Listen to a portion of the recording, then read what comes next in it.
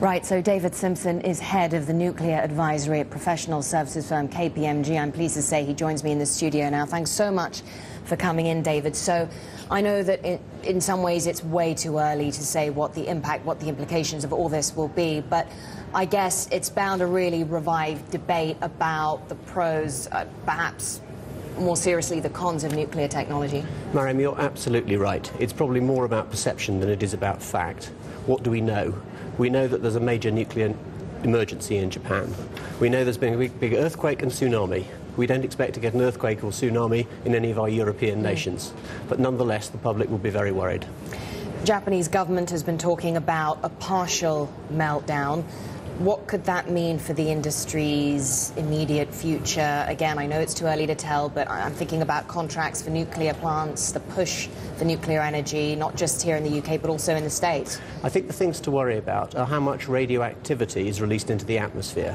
A meltdown is simply a reduction of the centre of the reactor into a pool of metal. And theoretically, there's no reason for that necessarily to escape. Right, so how concerned should we be then about the amount of radioactivity that's been leaked? We should be very concerned. Right, we should always be worried, and we should be worried about the effect that it's going to have on nuclear safety elsewhere in the world.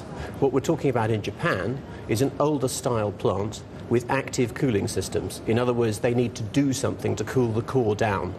The new generation of plants which are now being built have passive cooling systems. In other words, they don't require pumps to cool the centre down and should be much less likely to have a meltdown. But as you said earlier, Maryam, it's not so much about the facts, it's about what people believe. Public confidence is going to need to be kept high for the nuclear renaissance in Europe to continue. I mean, before these events in Japan, quite rightly, there was talk of this nuclear renaissance that you mentioned. You know, we were seeing something of a surge in nuclear projects. I mean, in the US, it was seen as a way to lessen dependence on oil. So are investors going to be a little more cautious about putting money into these kinds of projects? Well, the challenge is, what is it that Europe does? We're trying to reduce carbon dioxide. The best way and the cheapest way to reduce carbon dioxide is through the nuclear industry. And the nuclear industry has been working tremendously hard both to make itself safe and to satisfy other people that it is safe. This is bound to be a setback, but it's not necessarily a fatal setback. If we can find out what the facts have been, we can satisfy ourselves that these facts are not going to apply here in Europe, then perhaps the nuclear renaissance will remain on track. Do you think we'll see more focus, more investment, perhaps on the nuclear safety side? We're already seeing a huge amount of investment on the nuclear safety side. And we're seeing the big power companies, of course, seeking to build nuclear in the UK. E.ON, RWE, Iberdrola, all of the major players who are in the UK already. And they're not likely to be put off for a day or two by what's happening. But over the longer term, who knows what's going to happen?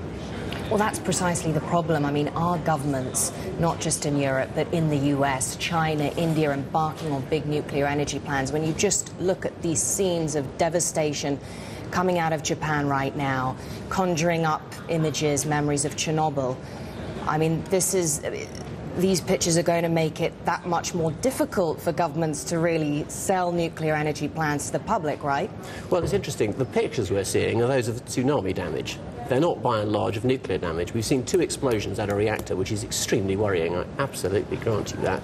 But we don't know what's actually going on inside those reactors. And what we don't know is whether there will be able to be a message to say, look what happened in the worst disaster that there's been in Japan since the Second World War, and look how little damage happened from nuclear. We don't know whether that's going to be the story, or whether there will be a story which says there was a serious nuclear incident. We still don't know yet. But what we do know is that our populations need sustainable power, they need power at the right price, and they need safe power.